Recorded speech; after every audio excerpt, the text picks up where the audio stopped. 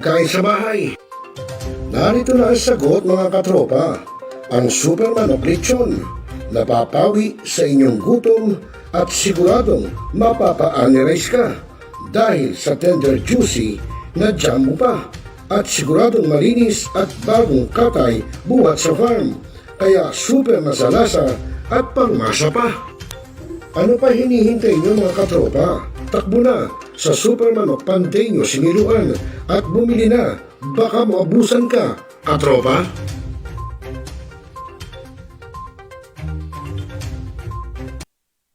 Ngayon, just to continue, Mr. Clyde Teves, the person named in the search warrant, was not around during the implementation of the search. Talakayin. Representative. Opinion.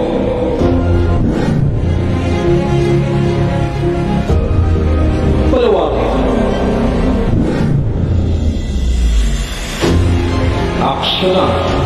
Kasama Zero Celulos dito na sa Yung Millennial 9 TV. Shoutout dyan sa kaibigan natin si Sir Rosel Lopez. Sir Rosel, kumusta ka dyan? Guys, like and follow si Sir Rosel. Siya ho ang ating admin at saka owner-operator ng ating napakagandang online news TV, Millennial Online TV News and Updates. Ito ay nagpo-promote guys sa mga positivity sa buhay, mga updates natin sa mga local news at saka syempre mga promotion tungkol how to live a life better. Okay? Guys, like and follow si Sir Rosel. Sir Rosel, ingat palagi. Bye-bye. Woohoo! Barangay, pangunahing unit ng pamahalaan lokal kung saan dito pinag-uusapan ang bawat sigalot ng mga residente ng bawat barangay. Dito rin pinag-uusapan ng mga piling halal na opisyal na barangay ang mga proyekto para sa kanilang barangay. Kumustahin natin ang panunungkulan ni Kapitan dito sa Dama Barangay sa Millennial Online TV Worldwide, ang katropa ng bawat barangay. Ating tinatapos ang ating pagpupulong. Maraming salamat po sa inyong pagdalo at tapos na po ang ating session. Hanggang na po tayo. Responsable ka ng gun owner? At mahaba ba ang iyong pasensya? At hindi ba intinang iyong ulo? Alam mo rin ba ang batas hinggil sa pag-iingat ng baril o firearms? Kung hindi, A responsible gun owner. Are you a responsible gun owner?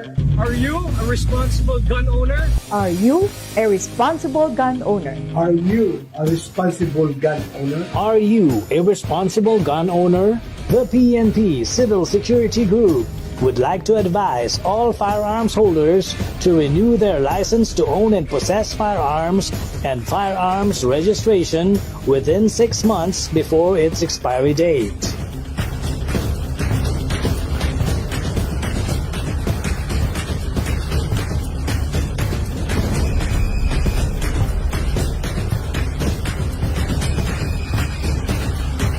Tumawag na at makipag-ugnayan.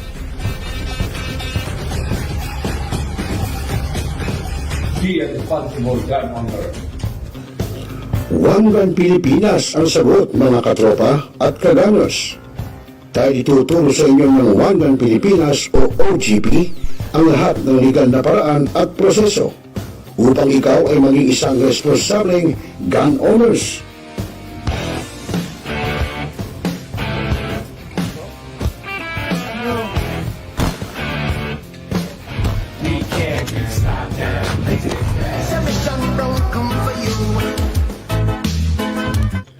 Ano pa hinihintay nyo mga kagamers? Sali na sa One Gun Pilipinas ngayon na!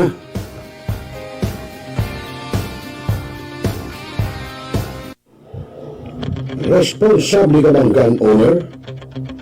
At mahaba ba ang iyong pasensya? At hindi ba intinang iyong ulo?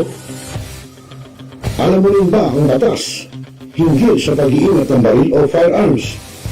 Kung hindi, A responsible gun owner. Are you a responsible gun owner? Are you a responsible gun owner? Are you a responsible gun owner? Are you a responsible gun owner? Are you a responsible gun owner? The PNP Civil Security Group would like to advise all firearms holders to renew their license to own and possess firearms and firearms registration within 6 months before its expiry date.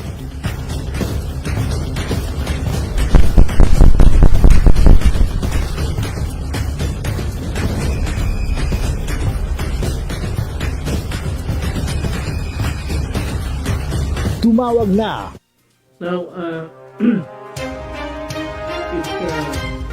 we are Talakayin, Biggest destruction of dangerous drugs worth 1.2 rebisahin, billion. opinyon, malawakin, aksyonan. Kasama si Rosel Lopez, ang inyong katropa sa pagbabalita. Dito lang sa Millennial Online TV. Tutok na mga katropa!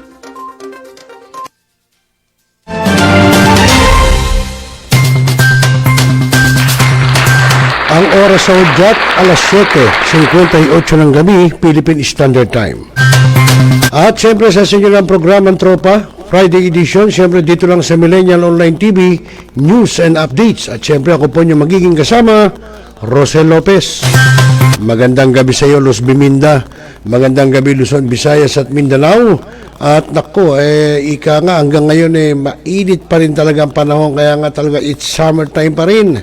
Kaya nga feel the heat, no? Kaya nga yung iba nating mga tropa pips dyan, yung mga katropa natin, mga netizen natin na hindi pa nakakapag-swimming, magpa-reserve na kayo ng mga resort. Marami po dyan mga magagandang resort, no? May mga beaches, may mga pool, yung mga private pool, no? Nasa sa inyo na kung saan kayo magpapa-reserve. Pero ako, ang alam ko, mas maganda dyan. May mga parting Ilocos, Pangasinan, di ba? Laguna, yan. Maraming mga resort dyan. Batangas, no? Bahala na kayo kung saan ang napipisil nyo. Well, mga kaibigan, magandang gabi sa atin lahat. At siyempre sa ating technical engineer, si Mr. J. Good evening sa iyo, Mr. J. Kumusta ang schooling? Alam nyo, si Mr. J, dibdiba ng pag-aaral Bukas makalawa ito isa ng ganap na IT. Bukas ikaw ng boss ko at bata mo ko. Magpatuwa ka tumatawa. Totoo sinasabi ko. Kaya pagbutihin mo, study hard, before anything else. Ika nga duty first, before tug-tug. Sabi nga gano'n. Ikaw talaga, at natatawa. Well, mga kaibigan, magandang gabi sa atin lahat. At nakita ko sa ating monitor, biglang nabuhay, no?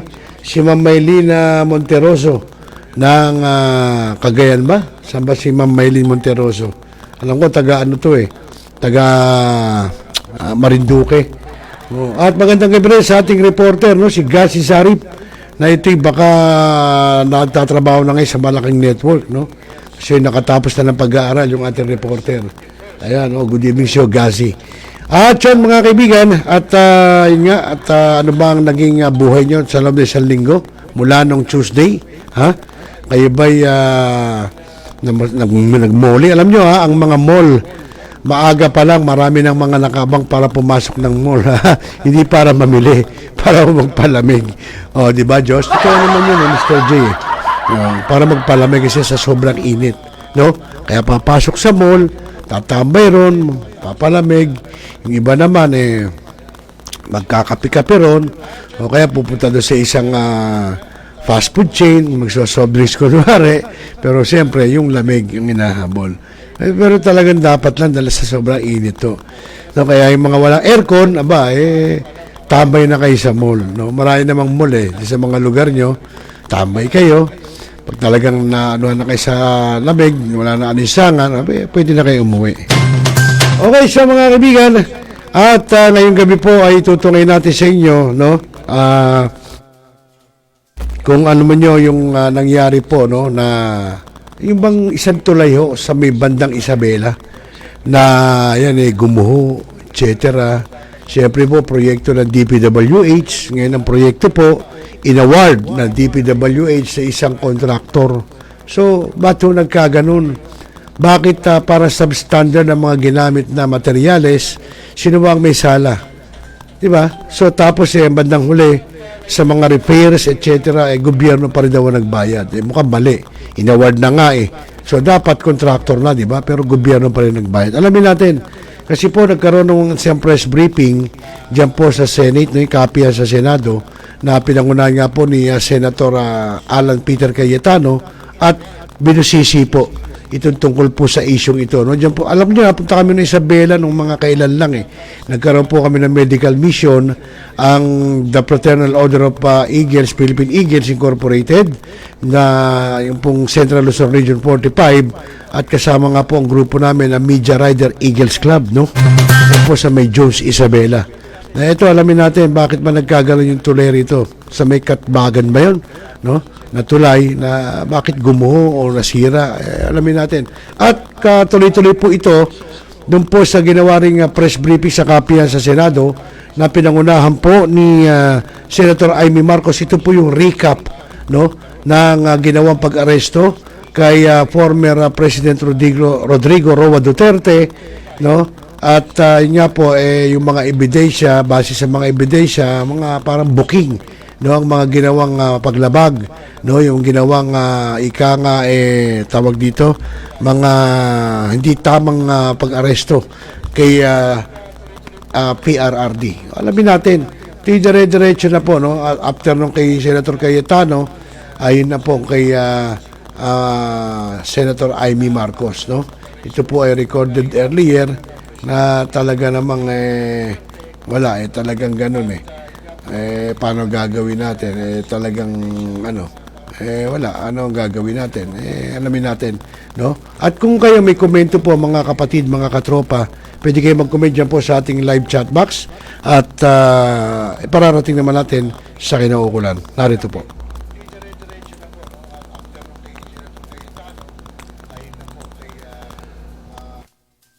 So in a few minutes, we're going to start the Blue Ribbon Committee investigation into the bridge that collapsed in Isabela. We started out 2 points. Outrage na nangyari to. And outrage, bakit walang preventive suspension, walang madalian investigation. In the meantime, nag-imbestiga sila. They took our recommendation. So even before formal recommendation of the committee, yung ating recommendation ni Senator Joel Villanueva sa hearing na magbuo sila ng team, ginawa nila. So they will present that today. But personally, aside from listening to the report, bakit bumaksak yung bridge, I will also be focusing on kung may mga defects yung bridge, may mga palpak, paulit-ulit, may mga repair, bakit ang gobyerno pa nagbayad ng repair instead of yung contractor? So parang initially lumalabas, palpak ang pagkagawa or design at kasalanan ng contractor at dapat gawin niya to, binayaran pa ng gobyerno, nag-alat pa ng pera, siya din ang nakakuha ng kontrata, kumita pa siya sa palpak niya. So ito ay worse sa priniprito ka sa sariling mantika, di ba? Prinito ka sa sariling mantika, nagka-problema, dinimanda mo pa yung nagprito sa'yo, kumita ka pa ulit. Di ba? So, having said that, I'll answer questions now or after the hearing, but we're going to look at individual roles of the different officials. And I'm happy that the higher ranking from the Secretary to the head USECs are all here today. So, hopefully, 1 or 2 hearings matapos natin ito. Or maybe the other senators will ask to join after the elections. So we might still have a hearing after the elections. So tomorrow, May 1, is Labor Day. Around the world, either Labor Day or International Workers' Day. Allow me to read the preamble of our Philippine Constitution. No? Sabi ng preamble ng ating Philippine Constitution, and let me emphasize, ito po ang damdamin, aspiration, ito po ang pangarap, panaginip ng bawat Pilipino.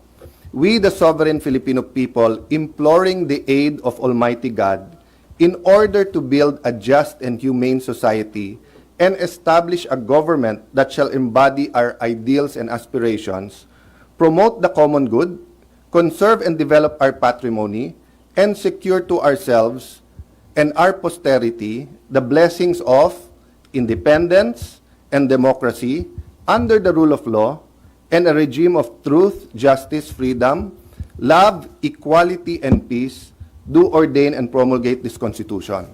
So, nakadescribe dito kung anong klaseng society at gobyerno dapat meron tayo. Ano ang pinag-uusapan natin perennially pagka May 1? Hindi po ito napupunta parati sa minimum wage. Actually, kung titignan mo yung Constitution, ang pinag-uusapan sa Constitution, living wage. Di ba? Kaya, of course, nagpapasalamat ako sa mainstream media because every time maglabas ang NEDA o gobyerno, and I'm not talking about this administration alone, all the administrations, even the administrations I've supported, di ba? Pag naglalabas sila na 5,000, 10,000, 15,000 is enough for one family, di ba? Through you sa media, nag-i-interview kayo, nagre-research kayo, pinapakita na imposible naman ata na isang pamilya ay mabuhay sa minimum wage na yan, di ba? Renta pa lang, tubig, kuryente, wala pang internet, wala pang gamot, wala pang pag-aaral, pamasahe, hindi na kasya yan. So, the Constitution does not talk about a minimum wage, it's about a living wage. So, where does the problem come in? The problem comes in whether it's at the regional wage board, the tripartite board that determines kung magkano yung minimum wage, or sa national or legislative sa atin. Parating sinasabi ng big business na lalo yung micro, small, medium enterprise baka magsara, yung mga nagsisimula pa lang baka magsara, yung mga mag-i-invest sa atin na labor intensive baka lumipat ng bansa pag tinaas mo masyado yung minimum wage. Sasagot naman ang labor ng, kung totoo yun, bakit pataas ng pataas yung profits nyo? So it's an endless debate, di ba? So our problem is not only the solution, but ano ang mekanismo to get to that solution? And when I was meditating about this, praying about this, I realized na ganun din sa edukasyon. From the Philippines being number 2 only to Japan in our region, to going down to the bottom 2, bottom 3 in many things, including economics and education, dalawang commission ang nakatulong sa atin. EDCOM 1, EDCOM 2. Di ba? So kung ang corruption at commission na illegal ang nakasira sa atin, yung commission na totoo, na may commissioners ng nagko-contribute at hindi nangungupit. So yung EDCOM 2, aware kayo dyan kasi panahon na natin yan. Yung EDCOM 1 kay Senator Ed Angara, and even as new congressman, binasa ko yung summary. Malinaw, madali, implement mo, sana naayos, di ba? Nag-K-12, nag-pandemic, lalong gumulo, but kayo mismo nagre-report ng EDCOM 2. So ano ang proposal namin ni Senator Pia, and I'm discussing this also with the Senate President, a Labor Commission or LABCOM, di ba? Kung lab natin ang Pilipinas, kung lab natin ang ating laborers, kung gusto natin yung mga OFWs, dumating ang araw, hindi na kailangan mag-abroad, we have to have a Labor Commission. Anong difference? Instead of a purely congressional Labor Commission, I propose a Legislative Executive LABCOM. So, 3 commissioners from Congress, 3 commissioners from the Senate, yung cabinet na members na involved, NEDA, DTI, labor, and migrant workers, and then we can get 2 from big business or from the employers, and 1 or 2 from micro, small, medium enterprise, and 2 from the labor sector, di ba? Kasi makikita mo po dun sa EDCOM, so I'm not criticizing ourselves per se, maraming pinapasa ang Senate at House, pero committee hearings natin, dahil 24 lang kami, kahit na major yung bill, 2-3 beses, di ba? Tapos, mag-interpellate a few hours, and then, pag na-veto, ulit na naman. Pero yung EDCOM, nakita nyo all throughout the year, every week, 1, 2, 3 meetings, the best minds na nakukuha, di ba? So, nakita nyo nung umpisa nung administrasyon na to, ng Senate na to, hanga ako kay Senator Robin magpatawag ng hearing sa federalism. And he really got best minds na pro and con, di ba? But despite that, walang consensus kung dapat mag-charter change at mag-federalism o hindi. Pero tignan nyo po yung EDCOM. Because we had the right people and it was multisectoral at 3, hindi lang isang senador, we're coming up with solutions na ginagawa na, no? And so later on, I'm also looking into an EDCOM 3 na kung saan kung pwede legislative executive na. Kasi 2 sa 3 ngayon, CHED, DepEd, and TESDA. So, ang Director General ng TESDA at ang head ng DepEd were senators and congressmen and were active sa EDCOM, di ba? So, CHED. So, I'll go to that later on. Baka after the election, we can discuss that. But, dito ko nahugot yung idea ng LaborCom na one final statement. If you say na, sir, okay naman yung tripartite, sir, tumataas naman yung living wage, okay. Pero bakit yung standard ng living sa ibang bansa, naayos nila? Bakit sa Japan, for example, hindi mahirap ang taxi driver, ha? May sariling bahay, nakakabakasyon. Pag tinanong mo yung taxi driver, for example, sa Singapore, saan ka nagbabakasyon, sasabihin sa iyo, Thailand, Germany, Sweden, di ba? So, but sa atin, hindi makapagbakasyon ng 2-3 araw kasi isang kahig, isang tuka. So, yes, it's not all living wage. It's also magkano tubig, kuryente, may internet ba, may education, health. But the living wage is a big part of it. So, I'll stop there, but yan ang sanang maliit na contribution namin ni Senator Pia and myself and tulong ko kay SP sa administrasyon niya sa Labor Day. No? Na, it's not a solution. So I agree, kung may mag-criticize tomorrow, boss, hindi solusyon yan, hindi makakain yung sinabi mo. Pero ang problema nga, paikot-ikot na lang tayo eh. Parati na lang pag Labor Day o anong malilibre ba natin MRT, LRT, may i-announce ba tayo na bonus, ganyan. Pero yung main issue of a living wage, we've never gotten to it eh, no? And the EDCOM really inspired me. The people there, I mean, whether you talk about Senator Win, Senator Joel, Senator Chi, Senator Pia, who was part of it. But I'm talking about the staff and the private sector group na kinuha nila. Amazing yung ginagawa. So hopefully sa labor magawa natin. Mayan.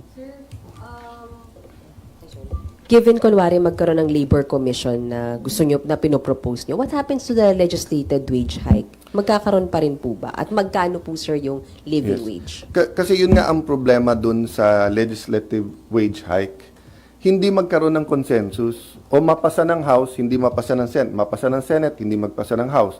Sino naman ang pumasa ng mataas, ina-accuse ng kabilang House, nagpapabango lang kayo sa labor, pero hindi naman kaya yon. Then when you talk to the business sector, they talk in general.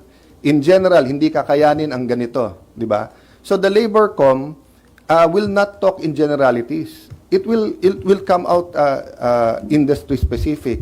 Magkano talaga ang sahod sa Japan, sa Thailand, sa Vietnam? Bakit ang Vietnam nagawa to? But that's why I included NEDA and DTI. Kasi, for example, sabi mo yung living wage,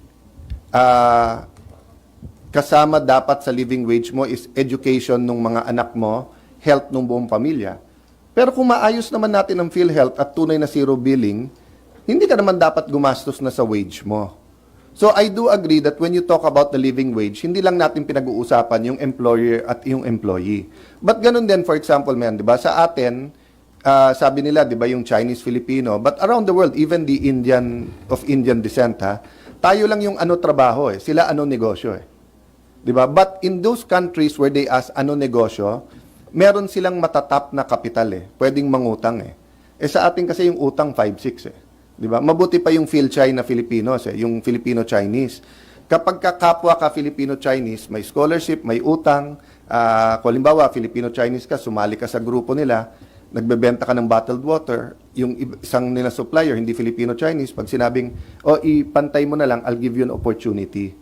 So, walang government program or at least hindi effective kung saan yung small entrepreneur. So, ngayon, lahat nasa ayuda na Diba? So, you have 600 billion in ayuda but you don't have much projects. Halimbawa, paano yung kalenderya maging restaurant? Or paano yung sari-sari store maging mom and pops or maging 7-Eleven, diba? So, the living wage is more than just magkano yung sweldo. It's a comprehensive look at ano ang gastos ng bawat pamilya. Diba? Sorry, isa na lang po. So you're still pushing for a legislated wage hike. Yes. So ang role ng Labor Commission will supply specific data to Congress? Ganun po ba? We will come out with a consensus of ano talaga ang living wage and ano naman ang part ng empleyado, anong part ng business sector at anong part ng gobyerno dun sa mga part na hindi dapat sa wages mo nang kunin. 'Di ba? So, kahit sabihin ko sa iyo 2,000 per day. Kung ikaw magbabayad nung tuition ng anak mo, kung lahat ng health services, pati bakuna, hindi libre, kung ma-hospitalize si lola, ikaw magbabayad o may maintenance, di ba? Pero dun nga pumapasok ang DTI at saka NEDA na, o sige, kung ito ang kaya ng business, ito ang kailangan, ano yung support ng gobyerno para nga may living wage ka talaga. And the other thing is to come up with a real living wage. Kasi yung nilalabas ng NEDA parate, it's unrealistic, di ba? I mean, ilan sa inyo nag-interviewed people or with activist groups, di ba? Gagawin nyo yung sinabi nilang amount. Pag sinabi lang 12,000, bibili kayo ng grocery o bibili kayo ng bigas, hindi talaga kasya, di ba?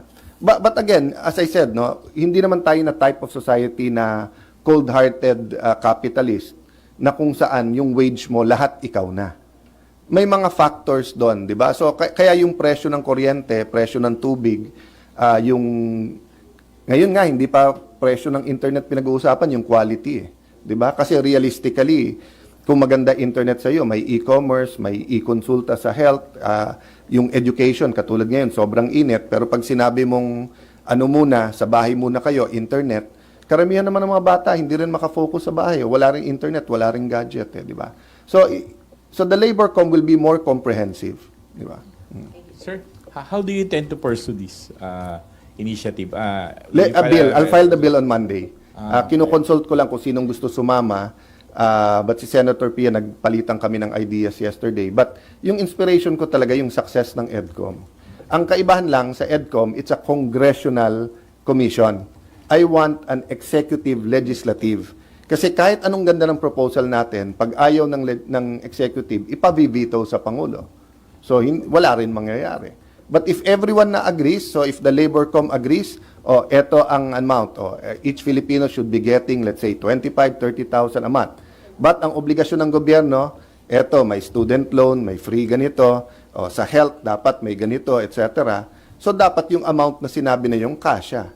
Kasi pag ikaw naman laborer, di ba, wala naman diferensya sa iyo ang 20 at 50,000. Kung yung 30,000 na yun, may sasagot. Diba? So kung ang gastos mo sa gamot a month is 5,000. Pag sinabi ng employer, I won't give you the 5,000, but sagot ko yung gamot. Or sabihin ng gobyerno, hindi namin i-increase, pero yung 5,000 na yan, sagot nung di ba? So that's one aspect of it, yung need. Of course, there's another aspect, yung mobility mo, yung career mo. 'Di ba? Hindi naman pwede pagka blue collar ka sa ating bansa, parati kang lower class, parati kang saling pusa.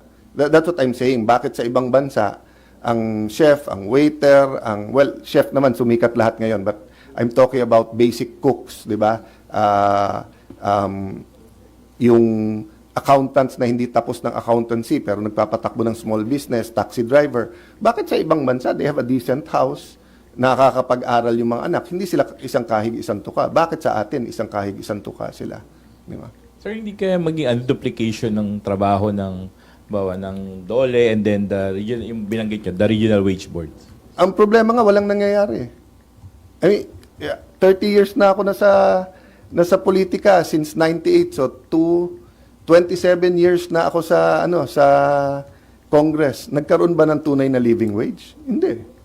Ganun din, tignan mo lahat ng major changes natin sa education except K-12 na it's a major good change but it's also a major headache and problem.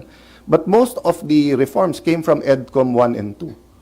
Kasi iba talaga yung hindi lang congressman at senador at hindi yung nagdedebate yung Malacanang at saka yung yung Congress Iba yung magkasama tapos may consensus na doon. So if the 3 congressmen, 3 senators, 6 people from small businesses, labor, and then the 3 or 4 cabinet members agree, basically yun na yung BICAM mo Di ba? Meron ka na. So we might not all agree sa amount that they come up with, pero at least may movement. So like right now, kung hahatiin ko kayo, sige, debate tayo kung kayang additional 2, 300 or additional 500. Half of you will say kaya, half of you will say hindi. Pero when I say, sige, sinong may kaya o hindi? Kaya ba ng mga 7-Eleven or magsasara yun? O kaya ba ng San Miguel Corporation? Kaya ba ng Meralco? So may debate tayo eh. Pag sinabi mong hindi kaya ng Meralco, sandali lang, kakasabi mo lang, better first quarter, 10%, billion ng ano. O, pag sinabi mo namang hindi kaya ng mga 7-Eleven, malay ko ba kung ano yung ano nila, yung labor cost nila, di ba? Sir, other issue. Nag-participate kayo actively dun sa investigation ng Committee on Foreign Relations tungkol sa pag-aresto kay former President Duterte. Are you convinced dun sa findings na it is politically motivated, and then dun sa recommendation na imbestigahan ng ombudsman ng ilang executive officials including DOJ Secretary, DILG Secretary, and others? Honestly, I'm still reviewing. Media reports pa lang, hindi ko pa nakikita yung report. May sarili ako mga observation, but as I told you, I want to remain independent in the sense na tama-tama, mali-mali, and not partisan. But ang main focus at concern ko ngayon is maging malinaw na kahit sinong Pilipino, yan man ay nasa progressive group na kaliwa, yan man ay nasa kanan, katulad nila Senator Bato, ay hindi pwedeng basta't pick upin at i-export. Kasi mag-export ka nga ng goods sa Pilipinas, may permit ka pa eh. May dadaanan ka pa eh. Pero ang Pilipino, pag in-export mo, pwedeng ganun na lang. Yun ang main concern ko. Kung magkakakonsensus, yung sinasabi kasing hintayin natin Supreme Court, yes, in far as that is the law.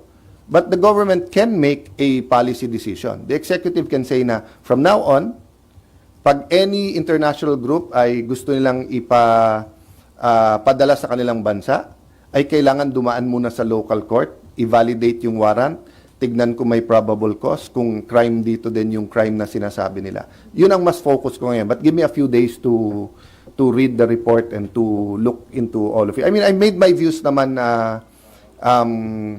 known.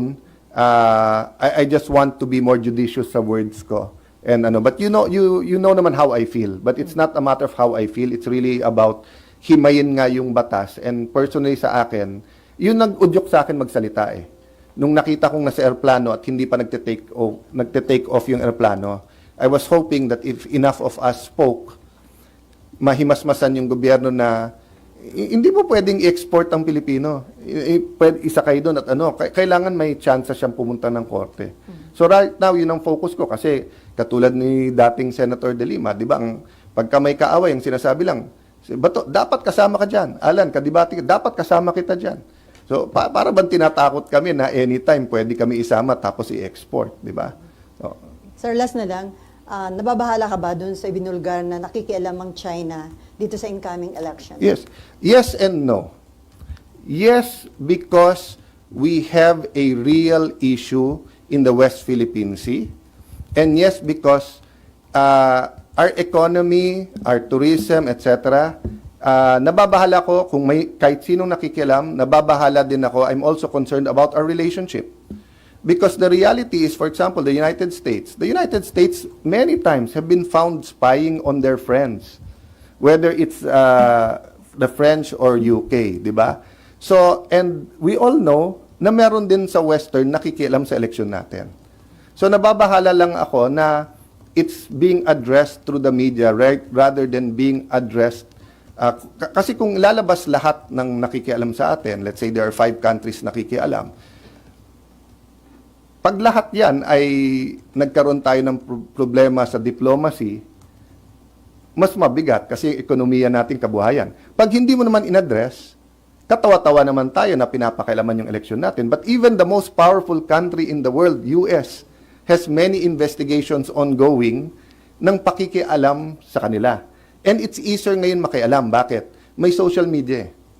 Nung araw kasi walang social media, para makialam ka, bibigay ka ng pera sa kandidato, di ba? Pupunta ka doon, magpapadala ka ng consultants, may mga events na gagawin. Eh ngayon kasi, even through social media, even through spreading propaganda, pwede. So that's a reality we also have to live with, di ba? So nababahala ako in 2 fronts. One, that we're dealing with, that meron nakikialam, kung meron man, but meron yan sigurado, not just the Chinese. And number 2, nababahala ako na hindi yan yung way na i-address. There are ways na high level, whether president to president or sa diplomacy, to do that, di ba? Sir, But I thank Senator Tolentino and of course you for reporting and coming out kasi we have to be aware. That's why, by the way, ano ang best protection natin sa nakikialam? Kahit ano mabasa nyo, i-Google, i-AI, i-research nyo. Di ba? Ako, pag sinabi ko sa inyo, guys, I feel good today, it's my birthday, I'm 40 years old. Don't take it for, di ba? I-Google nyo. Pag nakita nyo, 54 ka na eh. Sabihin ko lang, I just feel 40. Di ba? Oh. Na, di ba? Totoo naman eh. Sa sobrang daling mag-research ngayon, hindi dapat tayo tamarin na i-research yon. Of course, may mga bagay na hindi na-research. Di ba? Pag sinabi mo halimbawa na ang military galit na. 200,000 ang nasa military, paano mo alam kung galit na o hindi? Di ba? Pero yung pag sinabi mong baksak ang ating turismo, kalahati na lang ngayon ang tourist, madaling i-research yun. So, wag tayong basta't maniwala yung i-research din natin. Both sides to, both sides to. I'm not talking politics, I'm talking reality. Sir, ingila. ng DA na implement ang 20 pesos na kailangan. Akala ko dun mong gagaling. Ito. Dalawa pa nga yung mic ko. Sige, last two para ano. Dapat daw itigil kasi baka mapolitika, magamit sa pamumulitika. Well, two things, no. Any project na mabuti sa tao pero controversial, susundin ko yung logo ng Nike o yung motto niya, just do it. Kung maganda, kung alam mong maganda. Having said that, during election period, mas makapangyarihan sa presidente ang COMELEC. So, kahit ano sabihin natin, sumunod tayo kung desisyon. Kung advice, then advice is, 'di ba, yung parang tingin ko ganito, kung opinion. Pero kung yan ay utos ng COMELEC, wala tayong choice. Having said that, maraming proposals na controversial, pero kung tingin natin mabuti, listen to the criticisms, try to adjust, but just do it. Kung mabuti sa tao. Last question. Sir, dito na talaga ako titingin, oh. Sir, yung ano lang, in line dito sa question ni Mami Selly, yung meron daw na huling alleged Chinese spy dun sa COMELEC kahapon, is it a cause of concern na rin? What's the other question sa likod? Para sabay ko na. Okay. So, nagsuspy ka sa kanya, no? Paano mo alam na same question ng, ano? Yeah. Two sides of the same coin. 'Di ba sa bawat coin or nung bata tayo, tao o ibon, 'di ba? Kasi nga, it's the same coin but has two sides. One of the side is in reality, whether you call it CIA, KGB, ano ba yung mga bago ngayon, Mossad, or yung iba ang tawag na nila Department of Research. Pero actually intelligence 'yan, 'di ba? So whether it's civilian or military intelligence, let's face the reality that in this world, everyone is researching everyone. Very tricky lang where intelligence becomes espionage. Kasi ano yung kinukuha mo lang yung tama para pagka nangligaw ka or may negotiation kayo, may enough information ka. So for example, if we have people in the US now na nagre-research ano pa talaga ang gusto ni President Trump sa tariff, that's to enable our two negotiators to get the best deal sa trade talks, di ba, sa tariff. Pero yung espionage, yung state secrets, and you mean them harm. So, ibang usapan na talaga yon. So, one side of the coin is that let's realize that's going there. The other side of the coin is yung counterintelligence. So, many countries do not have their counterpart of Mossad and CIA, but they have a group that is counterintelligence. How do you protect your country, your secrets, your diplomatic approaches? So, yes, nakakabahala, but it's mas nakakabahala na alam naman natin nangyayari yan for the last, 20 years, nag-heighten lang ngayon. What are we doing about it? Are we forming a real iba yung iba yung intelligence sa counterintelligence. Magkahiwalay dapat na grupo yon. So I know for a fact that the President and DICT is doing something about hacking and scamming.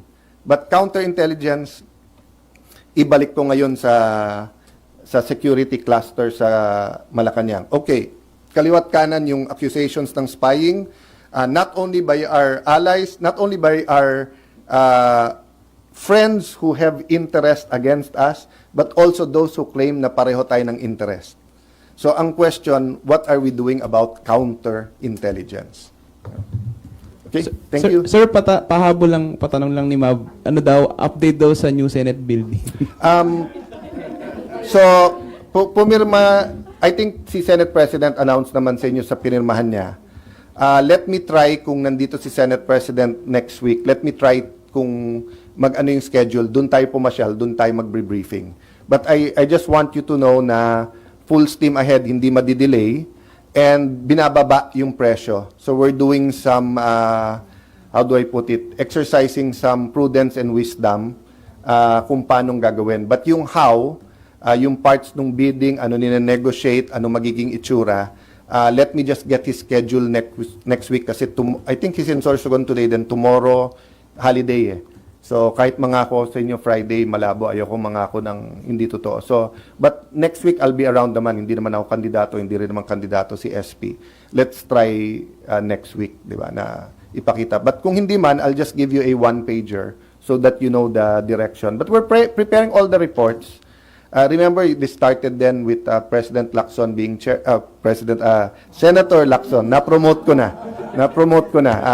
Senator Lacson being chair.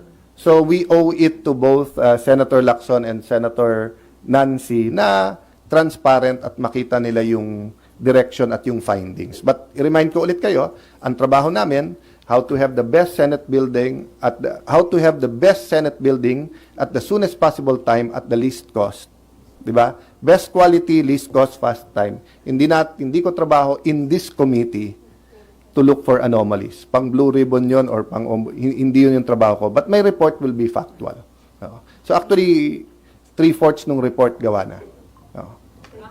Okay? Thank you.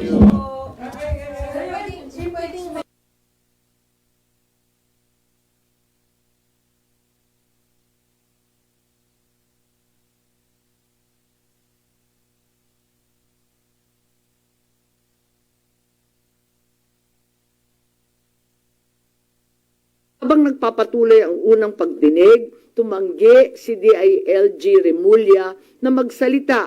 Tanungin siya tungkol sa panayam kay Pinky Webb, kung saan sinabi niya na group effort ang pag-aresto at in-invoke pa ang executive privilege samantalang lumabas na sa media. Una, tinawag niyang chismis ang pahayag. Ngunit nang mabisto, tinulungan na lamang ng kapatid at sinabing executive privilege na nga.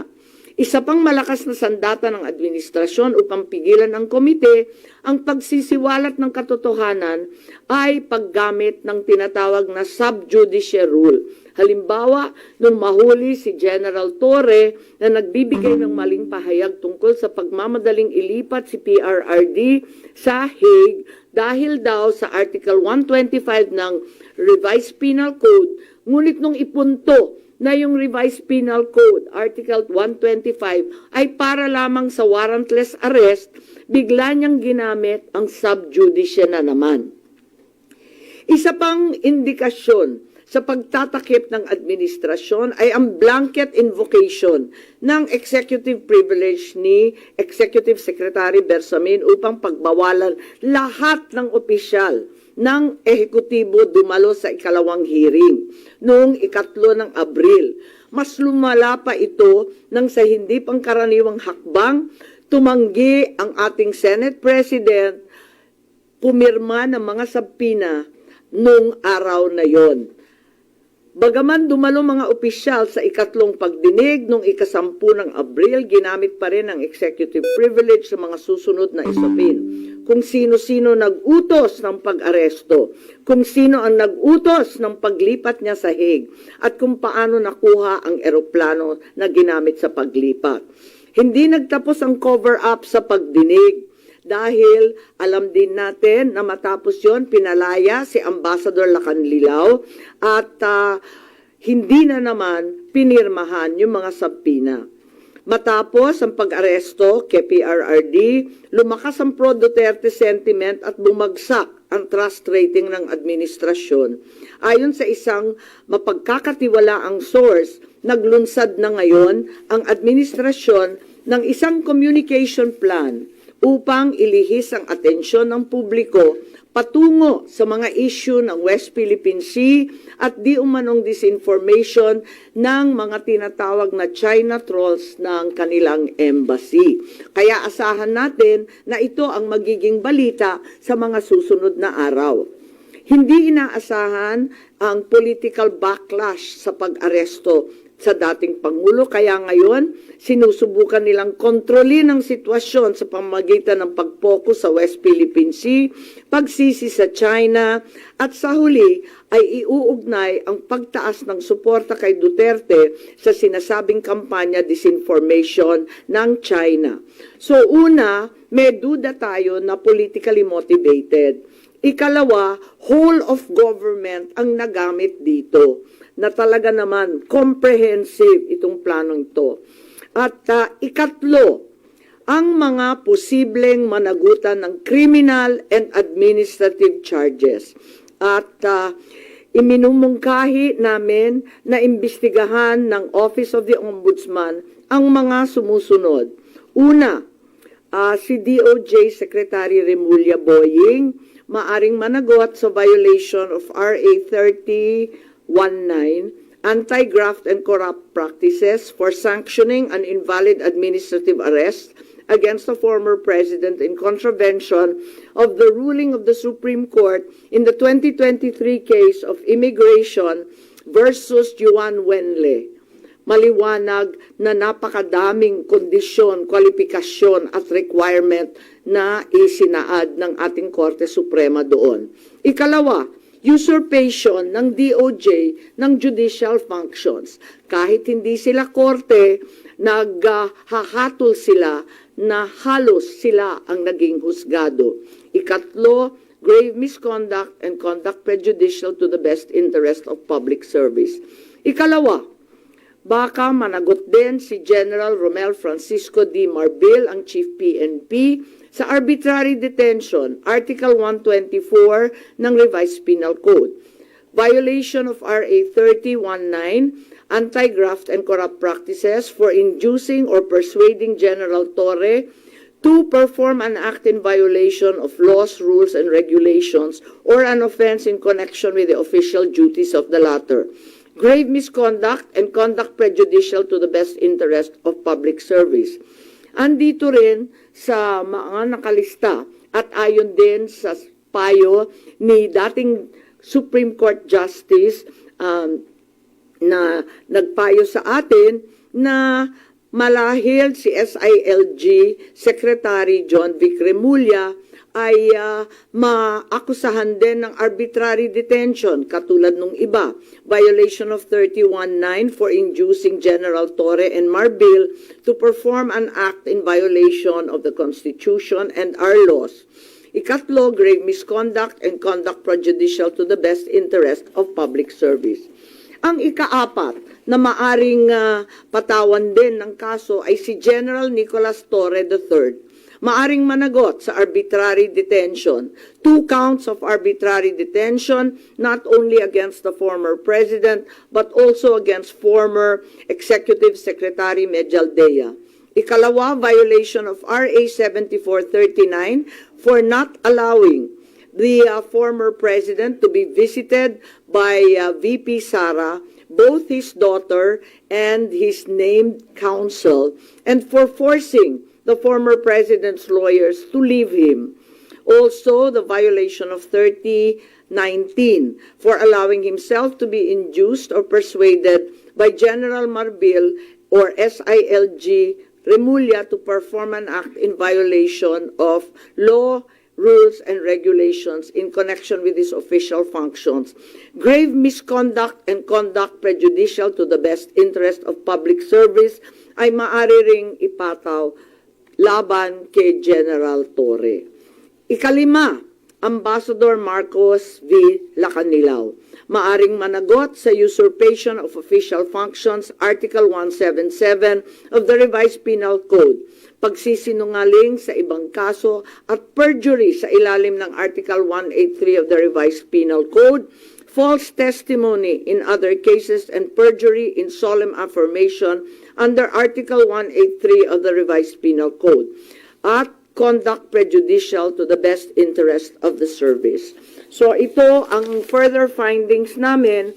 Hindi ko masara yung investigasyon kasi marami pa ring mga issue katulad ng sinong tumulong sa ICC, yung tungkol sa eroplano na nanatiling bukas at masalimuot. So, nais kong ipakita ang isang video na nagawa na ganito rin ang pahayag. Simulan po natin ang video na maaring mapanood ng ating mga kaibigan. Enero 28, 2024, sa first Maisog Rally sa Davao, nagliyab ang balita at social media. Matapang, walang preno. Mr. President, baka susunod ka sa dinaanan ng tatay mo. Diyan ako takot. Ayaw ko mangyari sa iyo yan. Nagbato ng maaanghang na salita si dating Pangulong Rodrigo Duterte laban kay Pangulong Marcos tungkol sa di umano'y paggamit ng droga at ang kontrobersyal na People's Initiative. Sino man magsabi na walang paki ang Senado sa usaping ito, isa lang ang masasabi ko, walang gamot sa kakapalan ng mukha mo. Sa Senado, sa kapareho at sumunod pang mga buwan, si Senator Amy ang nanguna. Pakialam sa PR, wala kang pakialam sa PR, wala kang pakialam sa PR. Siya ang unang nagtawag ng pansin. Siya ang unang nagtanong. Para kanino ba talaga ang PI na yan? Marso 2024, sa kabila ng bangayan sa harap ng sambayanan, narinig natin si Pangulong Marcos. Matatag, matapang. The International Criminal Court has no jurisdiction over the Philippines as we remain to have a working judicial system and law enforcement mechanisms. Walang jurisdiksyon ang ICC sa Pilipinas. Sa sabon, nagpagpag siya ng balahibo. Ang hindi natin alam, paghupa ng alikabok ay nagsimula ng ilatag ang plano para muling sumagi sa ICC. Kaya pagtungtong ng Mayo, tahimik ngunit mabilis ang galaw. Isinumite ng DOJ ang legal brief para sa posibleng pag-aresto kay FPRRD. Isang pagtataksil na walang nakapansin. Hunyo, pumutok ang balita. Nagbitaw si VP Sara bilang DepEd Secretary. Tendered my resignation as the Secretary of Education effective July 19, 2024. Isang babae ng tapang ngunit walang nagawa dahil sa likod ng tama. Agosto, isinagawa ang unang Quadcom hearing laban kay FPRRD habang inuusig ng COA ang confidential funds ni VP. Ang hindi natin alam, sa gitna ng lahat ng ito, itinalaga na ni PBBM si Marcos Lacanilao bilang Special Envoy ng Transnational Crimes na siyang magsusuko kay FPRRD. At maluwag na rin pinapasok ng bansa ang mga tiga-ICC noong Oktubre. Walang bahid ng pagtutol, walang balak na ipagtanggol ang kapwa Pilipino. Nobyembre, nag-iba na ang ihip ng hangin.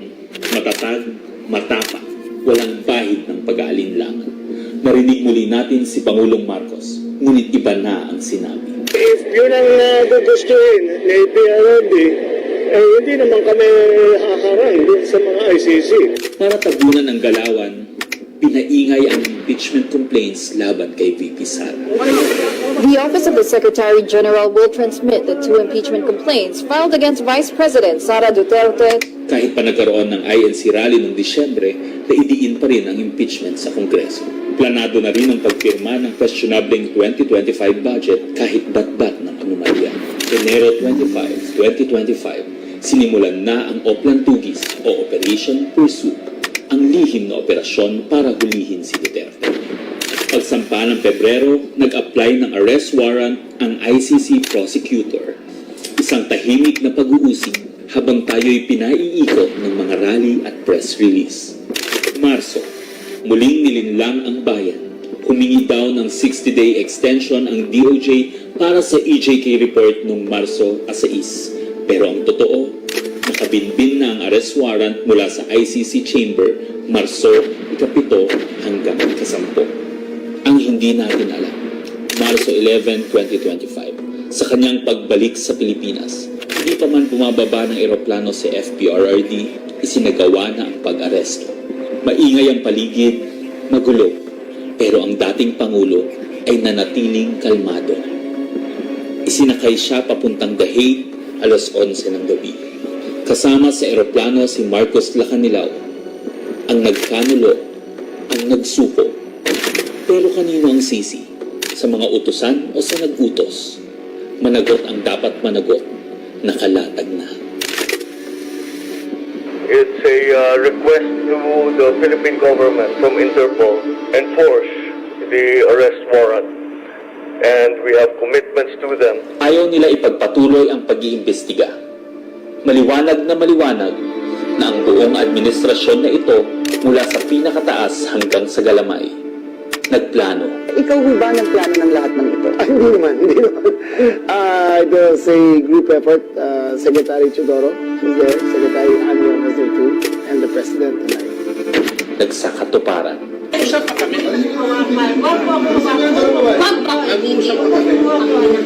Kayo mga Wag mo hawakan yung nanay ko! Nagkagulo. Tayong magawa. Wala tayong magawa dahil mismo ang gobyerno. Kung sa pong ginaplas sa tulangan. Nagtakpanan. Mamili ka. Kapag warrantless arrest, edi may period. Kapag may warrant, walang period. I am being cautioned by the DOJ, ma'am, that it may be sub judice already to discuss that because of the habeas corpus pending in the Supreme Court. Ngunit lumabas ang buong katotohanan. Ganito pala ang bagong Pilipinas. Hindi man lang natin alam. Tahimik ang pagtataksil. There was no red notice and what was issued was merely a diffusion. Tahimik ang pagwasak. Paliwanag mong maigi, representative ka ba ng Pilipinas or representative ng Interpol? Pipili ka lang. Represent ko po ang Interpol NCB Manila. So mali itong papel na to. Harapan ang pagtalikod.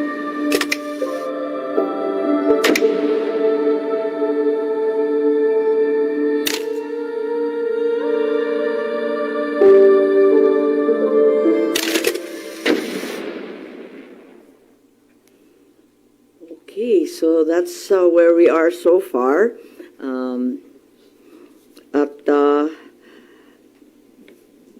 Mahirap hindian ang sinasabi sa bidyong yan na may isang malawakang plano na may kinalaman sa politika at sa 2028. Yun. Hello. Po. Ma'am, how's your relationship with the President? Nakapag-usap na po kayo? No, I haven't seen him in ages. I'm sure he's not happy about what's happening. I'm certainly miserable about these developments. Sinasabi niyong plano ng gobyerno, pinlano ito, politically motivated. You think PBBM allowed this po?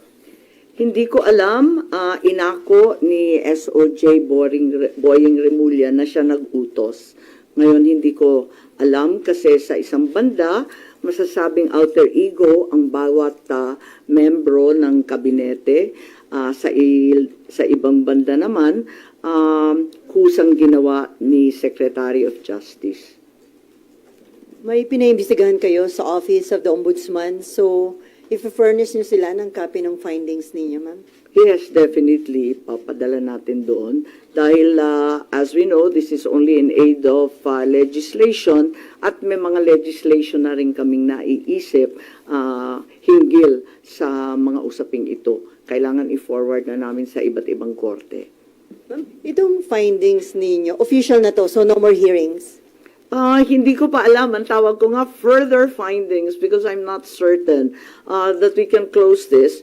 There are also allegations that, first of all, several weeks ago, a draft was mooted involving a warrant of arrest of 5 police officers, including Senator Ronald Bato de la Rosa.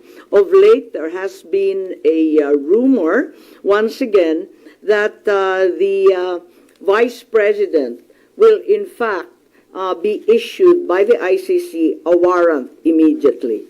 So, alam natin na si VP Sara ay nandun sa listahan. Pero alam ko na nasa ibaba siya, no? Doon sa mga pinangalanan. Ngunit, ilang araw nakalipas, may mga report na siya na ang uunahin. Where did you get this information, ma'am? Nasusunod si VP Sara na arestuhin? Uso naman ng chismis ngayon. Chismis rin po. No credible source, ma'am. Not yet. A few incredible sources, but nevertheless, we have to pay heed. And let me make it clear, I will oppose that warrant with everything I have. Foremost, the administration has said time and time again through the president himself that the ICC has no jurisdiction in the Philippines. Therefore, any warrant of arrest by the ICC cannot be enforced in this country for lack of jurisdiction. It is nothing, that warrant from the ICC, but a mere scrap of paper. Walang bale yun. In addition, there's no basis for the Philippine government to cooperate with the Interpol in enforcing an ICC warrant. The mere fact that the void warrant is transmitted through Interpol does not make it less void, does not make it valid. At ikatlo, as the hearings have established, the circumstances surrounding the investigations of the ICC in this country, the incidents leading to the issuance of these ICC warrants, and the enforcement of such warrants are politically motivated and really are in violation of Article 3 of the Constitution of the Interpol itself, which prohibits the Interpol from participating in any intervention or activity of a political character. Ma'am, sabi niyo, you will do everything para harangin sakaling magkaroon na rin ng arrest warrant laban kay VP Sara. Ano bang mga action ang gagawin niyo? Wala tayong balak na isuko ang soberanya ng Pilipinas at ibaliwala ang ating husgado. So hindi baka maireklamo kayo ng obstruction of justice just in case? Hindi ko po alam. So ano mga action ang gagawin niyo, ma'am, para harangin sakali? Iniisip pa kung anong kailangan gawin dahil tulad nga ng sinabi ko, haka-haka pa lamang ito. Ngunit sa nakita natin sa mga nakaraang 2 taon, itong mga haka-haka, duda, suspetsya, madalas nagiging totoo. So may mga preparation na rin si VP Sara dyan sa chismis na natanggap niya, ma'am? Marahil po. Pero yung warrant na paparating para kay Senator Bato and other former police officials, credible na po yung source nyo dun, ma'am? Parang, kasi maliwanag yung listahan, pero andun siya sa sumunod na listahan ng ICC, di ba? Andun siya sa warrant, kaya't inaakala namin na yun na ang susunod. Pero hanggang ngayon, wala naman inilalabas at nagbago ang ihip ng hangin at ang balita ay si VP Sara. Ma'am, kanina nabanggit niyo po kanina na part ng diversionary tactic yung paglabas ng issue ng supposed paid trolls ng Chinese Embassy in Manila. Are you now saying that Senator Tolentino and the committee niya po were used po for this propaganda by the administration?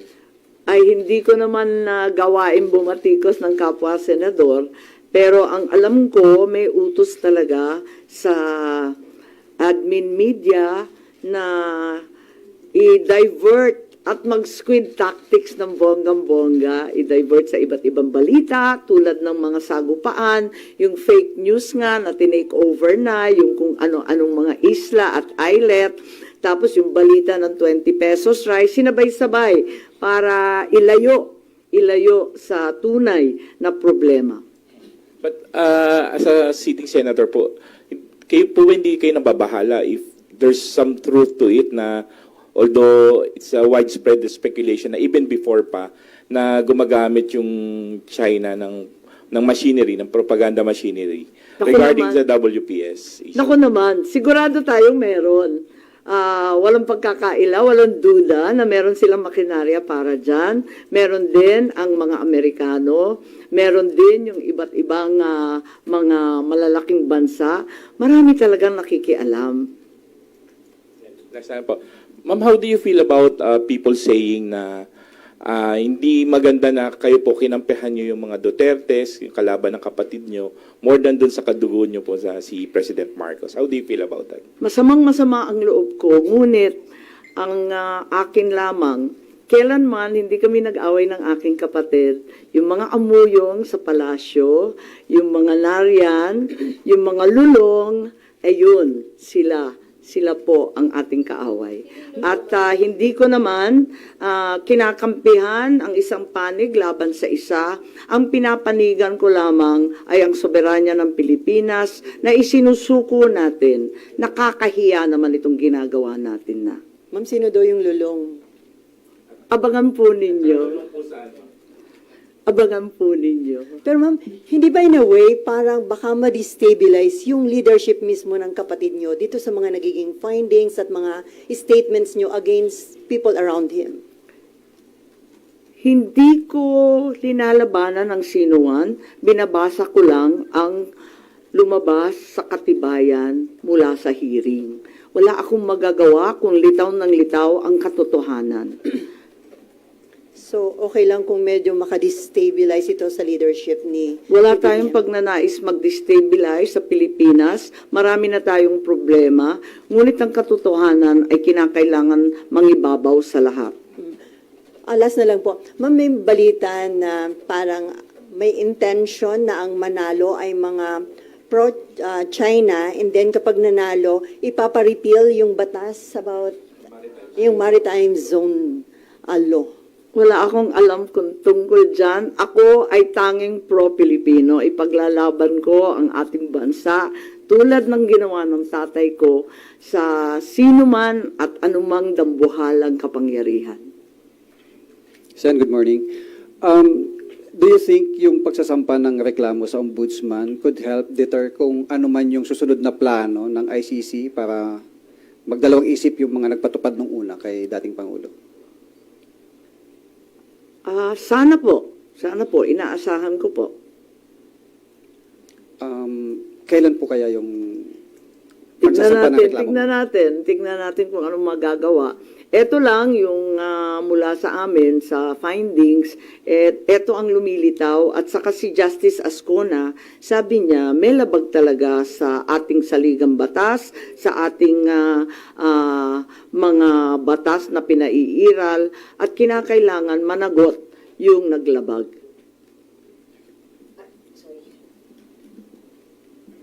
Ma'am, balikan ko lang, yung warrant, ICC warrant to, ma'am, no, yung narinig nyo para kay VP Sara. When is this coming out? Chismis nga lang kaya walang name and date.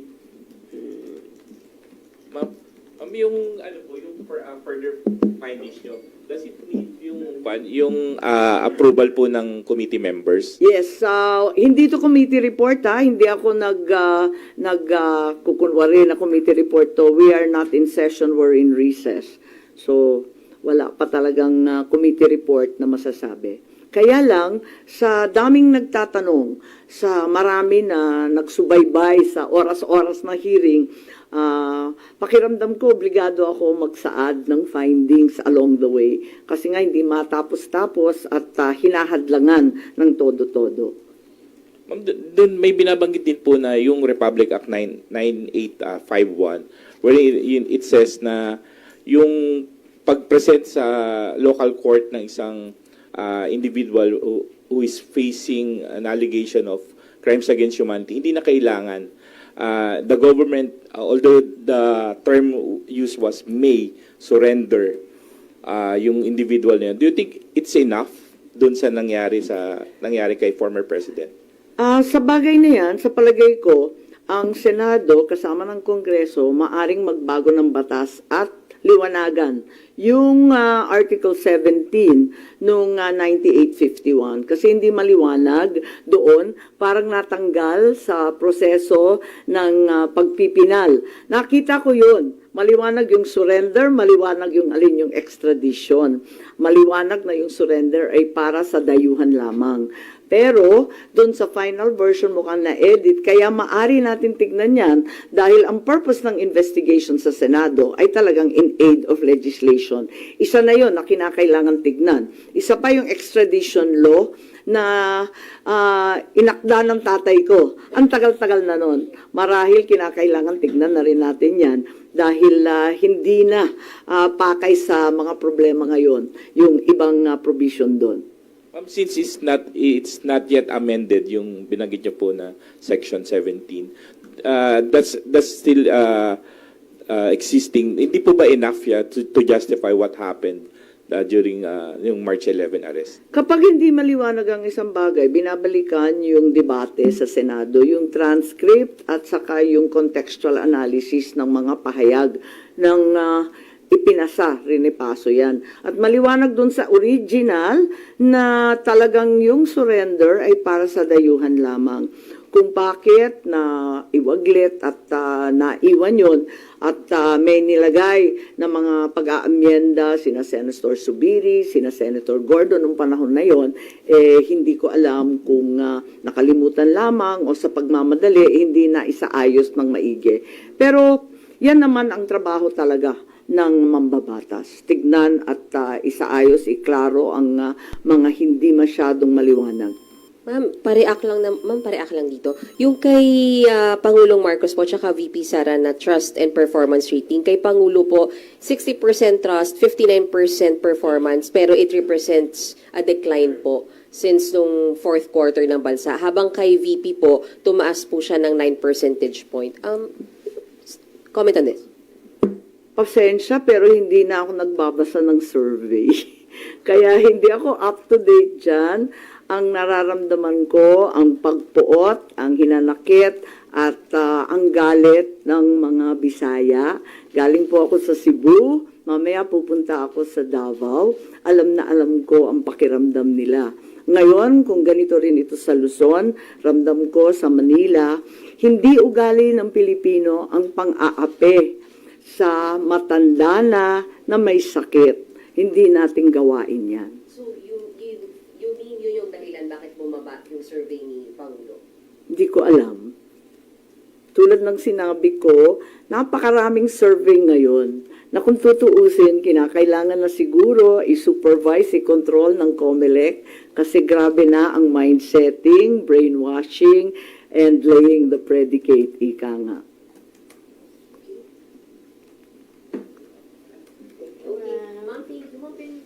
Thank you so much. I have a longer report of 26 pages. I think it's available. We also have USBs of the Tagalog statement, as well as the graphic version of the timeline. And I can also provide that video that we received. What I read, ay yung Tagalog. Opo, nandito. Okay lang. O, sige. Pero, may soft copy ba kayo? Hindi ko alam. Meron.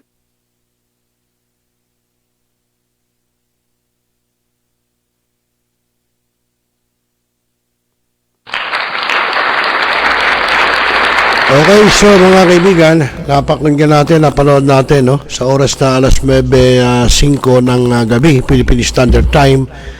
Yun, kita nyo naman, binanggit naman ni Senator Peter Cayetano, yung tungkol sa minimum wage. Abay, talaga naman po totoo po yun mga katropa, no? Dahil kulang na kulang po, no, yung ating minimum wage, no? Yung mga minimum wage earner, na kung saan nga po, binanggit, di ba? Umuupa ng bahay, kuryente, tubig, di ba? At syempre, nag-aaral pa yung anak nila. Di ba? Baon, uniforme. Kahit sabihin na natin sa public school lang nag-aaral, syempre, uniforme yun, hindi naman libre. Di ba? So, yung baon, paano yung pagkain ng bata? So, talagang kulang na kulang yun. Totoo ho yun, dahil sa hirap po na sa mahal ng bilihin, sana kung katulad ng panahon ni Pangulong Ferdinand Marcos Sr., na talagang napakamura po naman bilihin po naman noon. Oo nga, pero lumipas na nga panahon, siyempre, kulang ho yung talagang ating kinikita ngayon ng ating mga minimum wage earner. no? At yun, magandang gabi kay Chester Balliega, yung aking anak, anak-anaka, no? Na taga Batangas ba o Cavite? Cavite, no? Malapit na sa Tagaytay, no? Yun, si Chester Balliega. Balliega. Ayun. At yun, mga kaibigan, na talaga namang kulang na kulang ay binabanggit ni Senator Alan Peter Cayetano, no? Eh di lalo na yung mga, sabihin na natin yung mga nagpapadyak lang, yung mga nagtatrike, yung mga nagtatricycle di motor. Eh sana kung ganun kalaki ho ang kita, no, pagka namamasada. Nako, kung nagpapaaral ka, etc., mahirap po. At yun, makita nyo rin yung binanggit naman ni Senator Amy Marcos yung tungkol po sa ginawang yung recap ng pagdinig ng Senado tungkol po dyan sa pag-aresto kay dating Pangulong Rodrigo Roa Duterte na talaga namang ang daming nagsasabi, maraming sablay, maraming mali, maraming sablay sa ginawang pag-aresto, no? At talaga namang sinabi naman ni John Vic Remulla na talagang nagtulong-tulong daw, no? Ang ilang sangay ng gobyerno. May mga irregularities na nangyari talaga. Kasi kung halimbawa ang nandito sa bansa natin, taga-ibang bansa, yun, pwede nating ipa-deport, padala doon sa ICC. Pero kapwa natin Pilipino, dati pang presidente, matanda pa, di ba? So talagang marami hong mali. Well, sana ay mabigyan ng katarungan, makasuhan.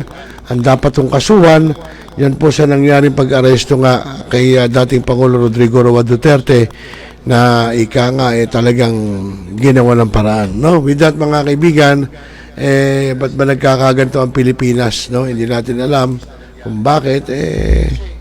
Hindi katulad ng mga dating mga panahon, hindi naman ganyan. No? Pero ngayon, grabe. Bago tayo magtapos, mga kaibigan, magandang gabi kina Ma'am Maylin Monteroso, no? At sa si Gasi Sarip, yung ating reporter, si Boss Ruth Delfin ng Barangay Bayan-Bayanan dyan sa Malabon. Boss Ruth, magandang gabi. At siyempre si Kuya Christopher Mediado, no? Ng Central Luzon Region 45, si Ma'am Rica Ranin, ayan, at ganyan din si Boss Robert Esteban, si Boss Steve ng Sandigan Bayan, ayan, ang taga-Kuya po dyan sa Nueva Ecija. At ganyan din si Kuya Philip Reyes Makaisab, ayan, nanonood din, maraming salamat Kuya Philip. At si Ma'am Elvira Sibilla na Solo Parents, Malamon Chapter, ayan, magandang gabi rin sa iyo. At syempre kay Kuya Ford Tom, no? At kay Marvin Delioso, nakasama na sa Media Rider Eagles Club. At si Emmanuel Nem Angelus, ayun, nanonood, ayan. Okay mga kaibigan, sa ngalan po ni Mr. J, ay nagpapalam po na kami pasamantala at muli tayo magbabalik bukas para naman sa ating Dalaw Barangay. Siyempre dito lang din sa Millennial Online TV, News and Updates. Muli ako po yung naging kasama, Rosel Lopez. Magandang gabi Pilipinas at mapayapang magdamag. Magandang gabi po. Barangay, pangunahing unit ng pamahalaan lokal kung saan dito pinag-uusapan ang bawat sinalo ng mga residente ng bawat barangay. Dito rin pinag-uusapan ng mga piling halal na opisyal na barangay ang mga proyekto para sa kanilang barangay.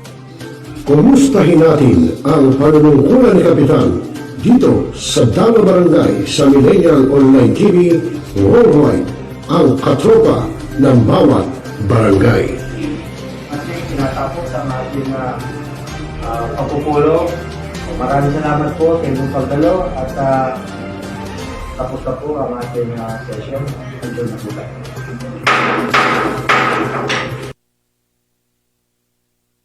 Now, we are Talakayin. Biggest destruction of dangerous drugs worth 1. Rebisahin, opinyon, malawakin, aksyonan. Kasama si Rosel Lopez, ang inyong katropa sa pagbabalita. Dito lang sa Millennial Online TV. Tutok na mga katropa!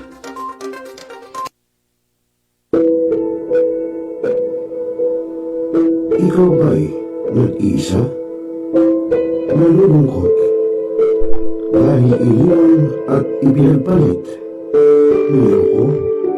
Ngayon minamahal? Kung ngayon I-type sa inyong mga cellphone, Facebook o YouTube man ang Millennial Online TV. Dahil nasa Millennial Online TV na ang online realista ng bagong milenyo, si Randall Villanos. Sana'y di magmahil kung dati kung araw nang di pang bata sa piling ni nanay. Nais kong mauli ang awit ninang mahal. You are the one who makes me happy when everything else turns to gray. Walk on through the rain. Walk on through the rain. Though your dreams be tossed and walk on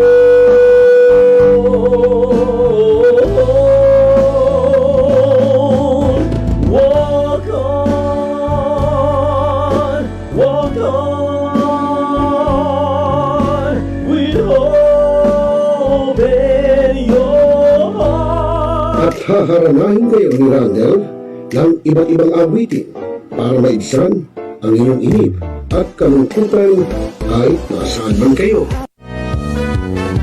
Hanggang sa tumanda. Come on.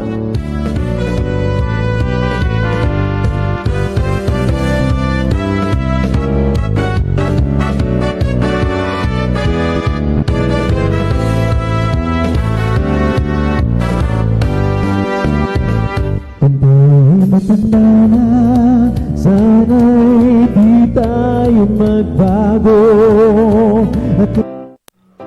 At pwede rin kayo makiduet kay Randall tuwing Huwebes ng hapon. Ano pa hinihintay nyo mga kamilenyo? Tawag na!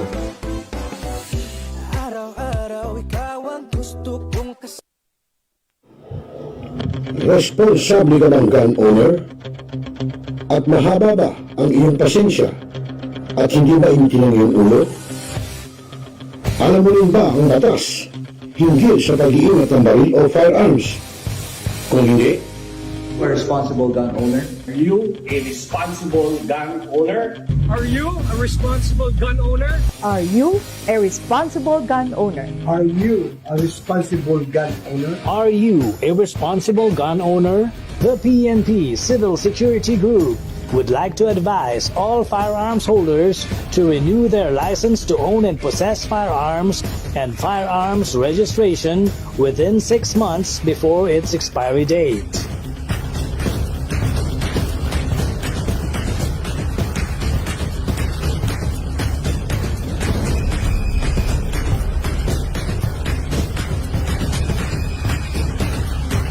Tumawag na at makipag-ugnayan.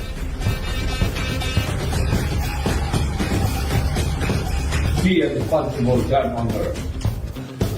One Gun Pilipinas ang sagot mga katropa at kaganos. Dahil ituturo sa inyo ng One Gun Pilipinas o OGP ang lahat ng legal na paraan at proseso upang ikaw ay maging isang responsableng gun owners.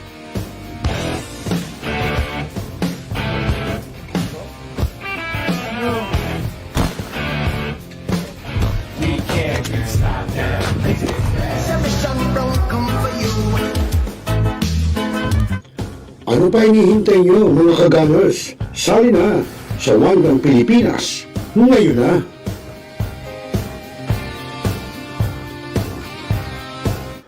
Nagbabasa ka pa ba ng dyaryo? O nakikinig ka pa ba ng radyo? Kung ngayon, lahat yan ay mapapakinggan nyo na sa inyong mga cellphone. Dahil online na tayo, mga kamilenyo. Kaya manood, makinig dito sa Millennial Online TV. Rider, sumalpok sa Kaya poste ng i-follow, like, subscribe, at i-share na mga katropa. Hanap mo ba ay Unwind Ventures? Tara nang mamangha sa mga tanawin.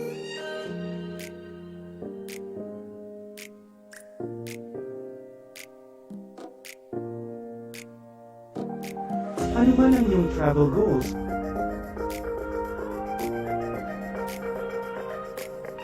Dadalhin namin kayo.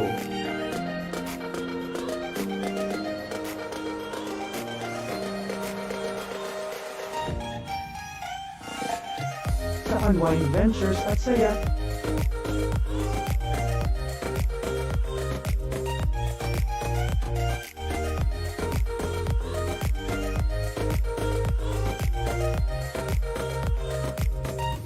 Dito lang sa Wow Biyahe.